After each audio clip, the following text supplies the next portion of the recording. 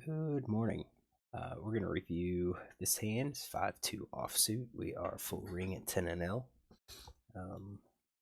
We are second act, under the gun limps.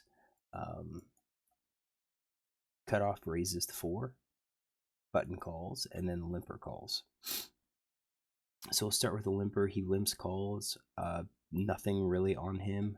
5 hands. We have a limper call to raise with pocket 3s. It's kind of in range that I kind of expect. I think when we think about what hands players are limp calling, they're hands that they want to play, but they're afraid to raise it. So, we look at his overall. We would look at his overall stats, like his VPIP, then raise for sin stat, and kind of the difference gives us an idea of what part of that range, what part of his overall VPIP range is going to be just limping. So I've got a range that kind of looks like this. You get some of the suited aces, some of the higher cards, offsuit cards, smaller pocket pairs. Is this exact? No. Again, whether or not he raises with 10-9 versus limps with 10-9, I mean, that's going to be part of our call, but I think this is what we've got. We already have a note that says he limp calls with 3, so we have that in there, low pocket pairs, and that's I would have already included that. This player raises as a 17-3. We look at his VPIP, definitely gets up to 20% on the button, 14% on the cutoff. Definitely looks tight. Doesn't necessarily look like he plays position super well. It's not a big difference. I mean, he's playing 22% in early position and 20% on the button. Raise for sin stat, though, does look like he's coming in most of the time when he does raise. Does have some limps, though, or actually probably calls. So we do have some limps, limp call to raise. We've got limp first ins, none, so he's basically limping behind with previous limpers. So we're looking at a range here in the cutoff, raise first in range, or actually a raise range, less than this 20%, less. It's probably maybe about 10% or so, 10 or 11%. So I started with this. This was 20%, and we could say that's a starting point. Let's like really cut back like what we think he's going to be raising here to get us down. And I think if we take out like the suited aces, we're down to about our 10% range here. So if we do something like that, that's 11.3%, and that could be a suitable raising range. Raise up to 4, raise a limper, and I think that kind of fits his style, which would be a tighter type of player. And then we get a call from the button. So he's playing 19-6-4. We have limp call to raise with queen jack off, call 2 best from blinds with queen jack off. So kind of looking at pocket pairs broadways, something like this. I included the suited aces as well. I do think callers can usually do that. Maybe we toss him out. I think we'll leave him in. I do have him raising queens plus ace king, and I think that's reasonable. We do have 3-bet range of aces. We have a 4-bet range of tens. So I think that 4-bet could just kind of depend on the situation. If he raises first in and gets 3-bet, and that 3-bet is by a shorter stack, he might be 4-betting with tens just to get them all in. All right, so I think we have our ranges. See the flop. So we have 2 clubs here. We've got a check. We have a bet here, a half pot bet. I do expect a half pot bet here, or a C bet. A lot of the time, you do have aces that could be out there. You've got your gut shots that you can balance. Use as balance. You've got flush draw. You can use as balance. You have a backdoor heart draw that you can use as balance. So if we just kind of break it down for this villain, we've got basically top pair plus, and then you could throw in like your flush draw and your gut shot, and that's 32 percent is value, 22% bluff, and that's assuming that all of our top pairs are going to be value. Now we need more, so this is going to be, if we do our traditional 2-to-1, we're looking at like at least 60%, so we're going to be close to 90% or 100% c bet, which is could possibly be too much.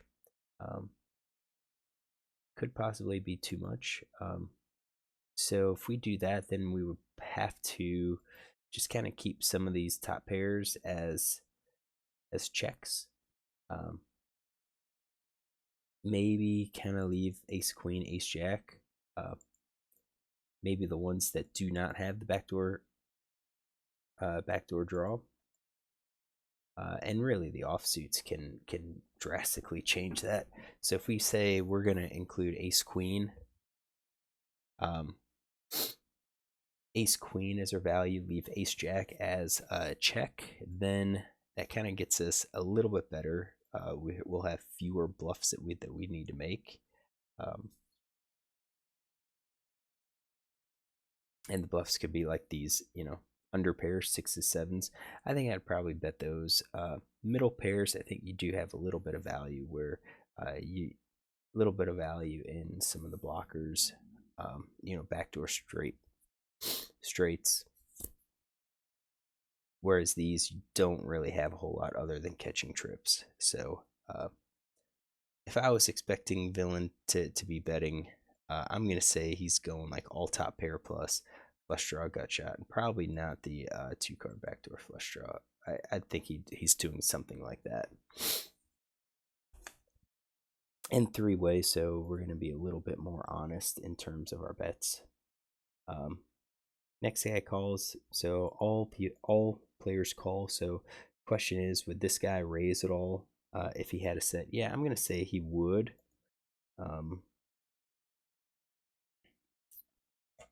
Does he look like it? Nah, I don't know. More passive? Probably not. This guy, I kind of expect him to raise if he had a set, just because 17-13 is a lot closer than 19-6. So maybe the set doesn't raise here. Maybe he's waiting.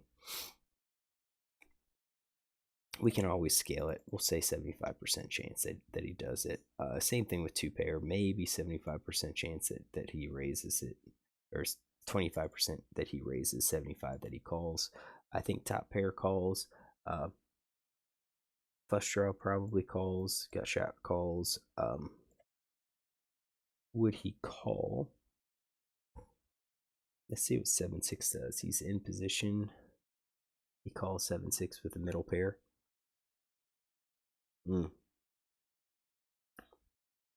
a pair. Okay, so yeah, we're going to give him, if he's got a pair, he's going to call. Not sure about these bottom pairs, though.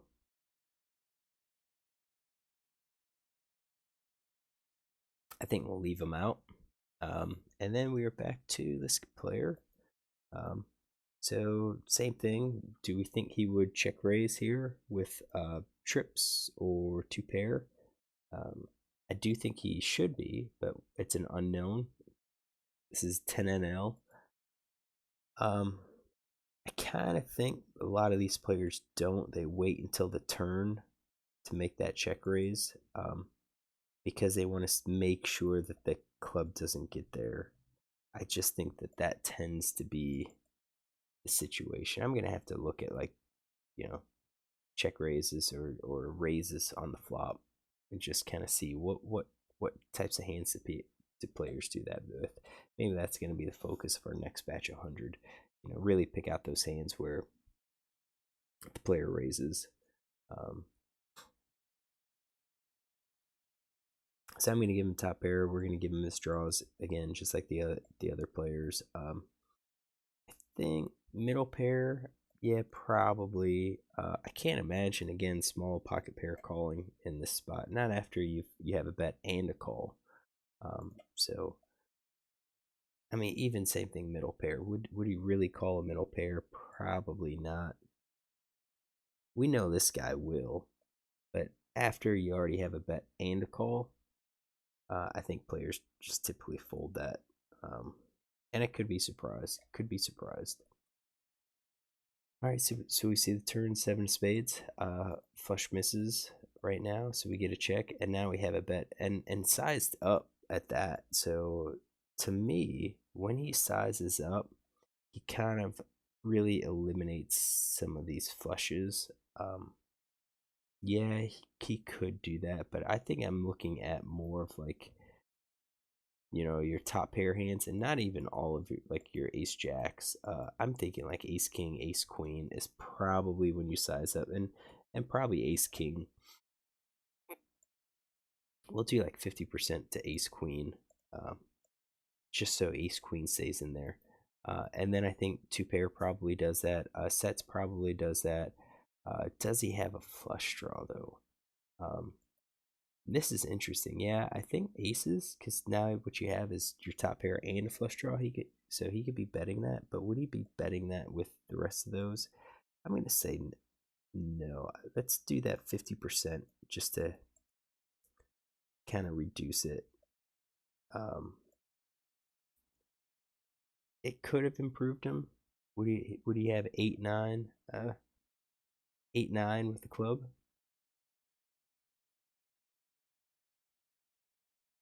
We'll leave that in there because he did improve, but he sized up.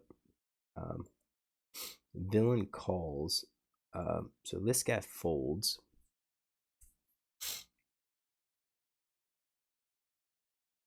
Yeah, these middle pairs possibly had one of those.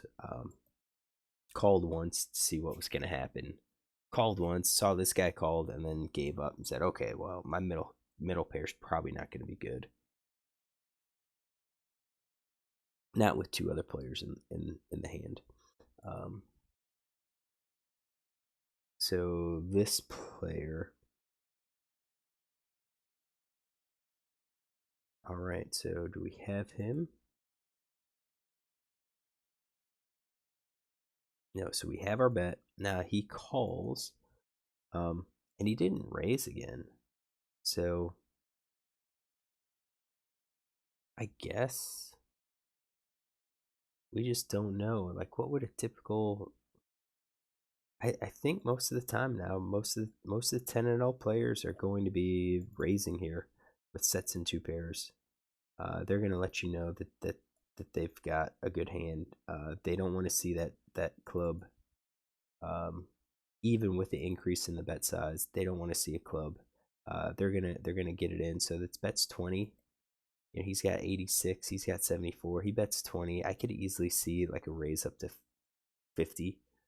45 or 50, and that's kind of your clue that he's got something big. Trips two pair, more than likely trips. If he shoves, which I think is probably the better play, um,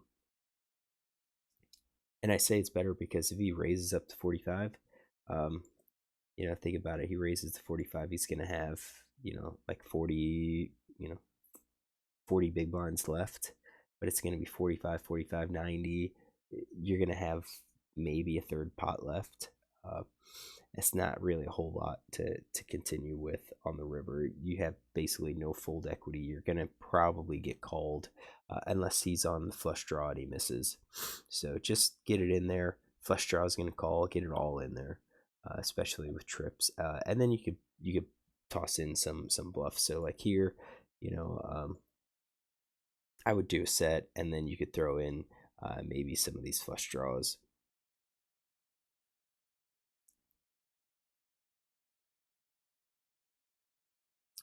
Uh, Thing is if you have ace X for the flush draw, you block his ace X, his flush draws. It's going to make him harder to call. But if you get called, your kicker's probably beat. So I don't think it's worthwhile to throw in like the ace X as the flush draws. I'd throw in something like maybe like 9-8 where you've got your straight and your flush. Um, I think a top pair probably calls here too. So let's get the rest of our calling hand. Probably the flush draw open ender. Gut shot, I'm going to start excluding it and say, no, I think gut shots typically call once, but then probably they don't call again. Uh, unless the gut shot's going to be part of some other combo draw. All right, river comes 6, and then he leads, and that's he's got a hand at this point.